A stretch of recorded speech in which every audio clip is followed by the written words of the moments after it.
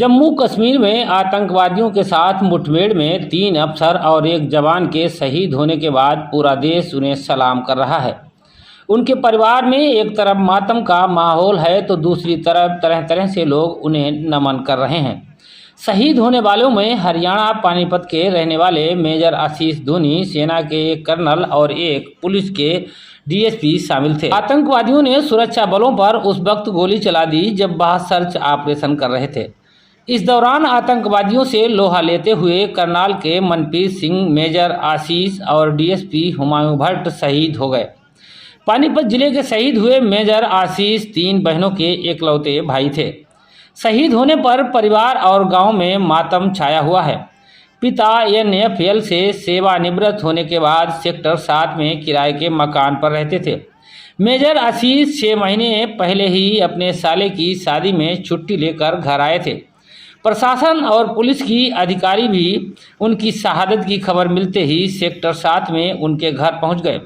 आशीष की 2 साल पहले मेरठ से जम्मू में पोस्टिंग हुई थी। उनका परिवार 2 साल पहले ही गांव से शहर में किराए के मकान में शिफ्ट हुआ था। फिलहाल देश के 4 जवानों के शहीद होने के बाद जगह जगह उन्हें सलामी दी जा रही है।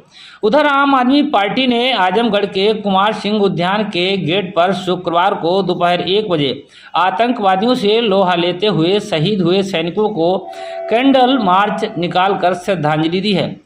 चारों शहीद वीर जवानों के फोटो पर पुष्पांजलि अर्पित की है। वहीं पीएम द्वारा G20 के सफल आयोजन को लेकर इस दुख की घड़ी में उत्सव मनाने पर सवाल भी उठाए हैं। आम आदमी पार्टी के पूर्वांचल अध्यक्ष राजेश यादव ने कहा है कि यह बहुत ही दुख की घड़ी है। देश ने वीर जवानों को खो दिया है, लेकिन सरकार संवेदनहीन है। प्रधानमंत्री जी G20 के सफल आयोजन को लेकर अपना जश्न मना रहे हैं। आम आदमी पार्टी के प्रांतीय अध्यक्ष राजेश यादव ने कहा कि प्रधानमंत्री जी को इस समय शहीदों के परिजनों से मिलकर संवेदना प्रकट करनी चाहिए थी। आगे देखते हैं क्या कुछ कहा राजेश यादव ने। जैसा कि आप सभी लोग जानते हैं, हमारे देश के सैनिकों की शहादत कश्मीर में आतंकवादियों से मुठभेड़ में हुई और हमारे 4 जांबाज सिपाही, 4 जांबाज देशभक्त, 4 जांबाज देश की रक्षा करते हुए शहीद हो गए। पूरा देश दुख में था। शहीदों के परिवार के लोग मातम मना रहे थे।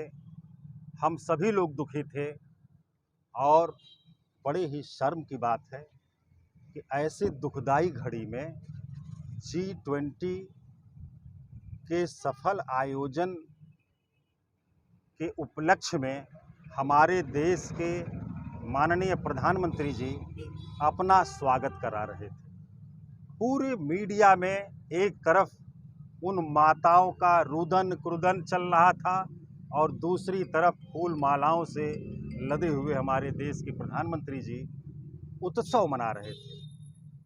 ये बहुत ही दुखदाई दृश्य था।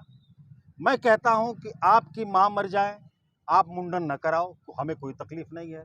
आपके पिता मर जाएं, आप उनका दाह संस्कार करने न जाओ, हमें कोई तकलीफ नहीं है।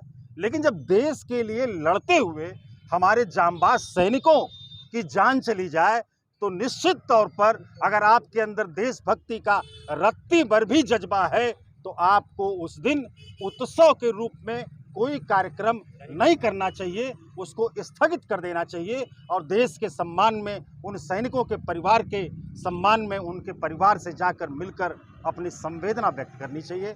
आज आम आदमी पार्टी, हम सारे लोगों ने अपनी जिम्मेदारी समझते हुए इन 4 अमर शहीदों, अमर सपूतों को श्रद्धांजलि देते हुए आज कलेक्ट्रेट चौराहे पर यहाँ पर कैंडल मार्च निकाल करके और हमने अपने अश्रुपूरित श्रद्धांजलि दिया है और उम्मीद करते हैं कि इस तरह का दोबारा दृश्य भारत में देखने को नहीं मिलेगा।